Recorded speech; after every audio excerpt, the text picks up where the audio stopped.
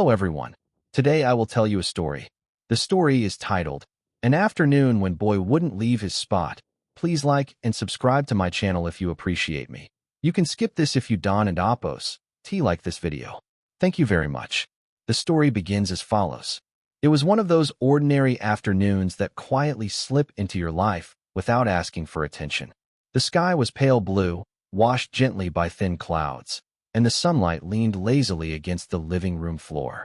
I had planned to spend the afternoon catching up on work, answering emails, and pretending to be productive. Boy, however, had other plans. Usually, Boy is a small hurricane disguised as a dog. He trots from room to room as if conducting inspections. He checks the kitchen for unexpected snacks, patrols the balcony for suspicious pigeons, and visits me every 10 minutes to make sure I still exist.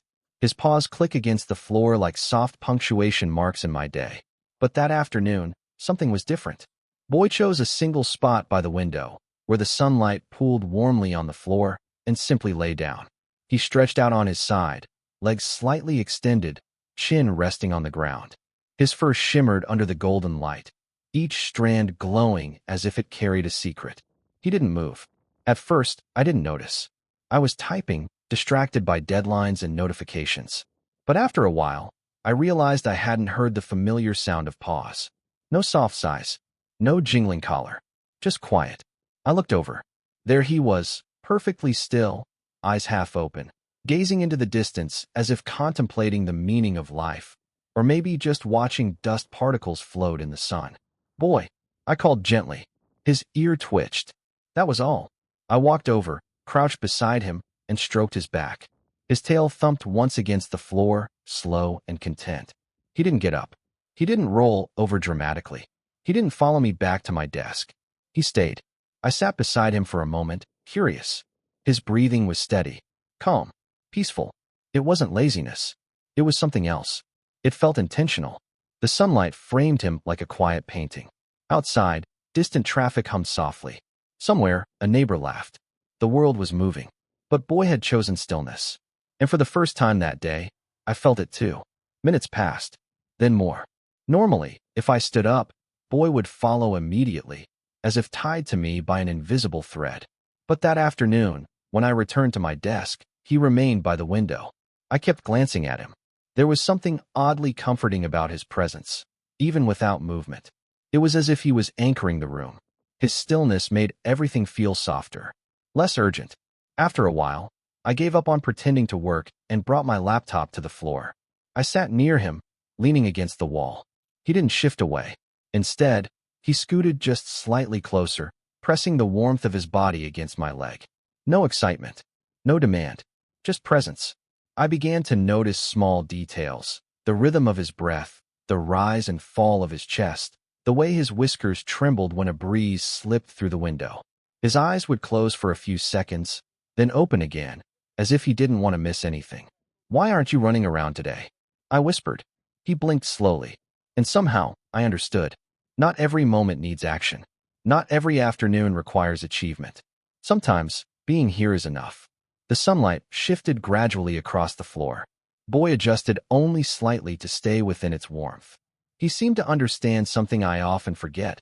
That warmth, both physical and emotional, is something we're allowed to stay in. I placed my hand gently on his side. He sighed, a deep, contented sound that seemed to carry gratitude. In that simple afternoon, Boy wasn't teaching me through tricks or playful energy. He was teaching me through stillness. He was showing me that companionship does not always shout. Sometimes it whispers. That day, he didn't leave his spot. And because of that, neither did I. We watched the sunlight move together. We listened to the quiet. We shared the kind of silence that doesn't feel empty. It felt full. Eventually, the sun dipped lower. The golden patch on the floor faded into soft gray. The room cooled slightly. Only then did Boy stretch, arch his back dramatically, and stand up. He shook himself as if returning to the world of motion. Then, as if nothing extraordinary had happened, he trotted to the kitchen. I laughed, but something had changed in me. That afternoon, Boy didn't perform, didn't entertain, didn't demand. He simply stayed. And in doing so, he reminded me that life is not only about movement and progress, it is also about presence. In our modern lives, We measure our days by productivity. We rush from one task to another, believing that stillness equals waste. But animals live differently. They are fully alive in each moment, whether running wildly or resting quietly. Boy's choice to remain in that warm spot was not laziness. It was awareness. He found comfort and allowed himself to enjoy it without guilt. There is something deeply valuable in the bond between humans and animals. They ground us. They reflect our energy. They soften our sharp edges.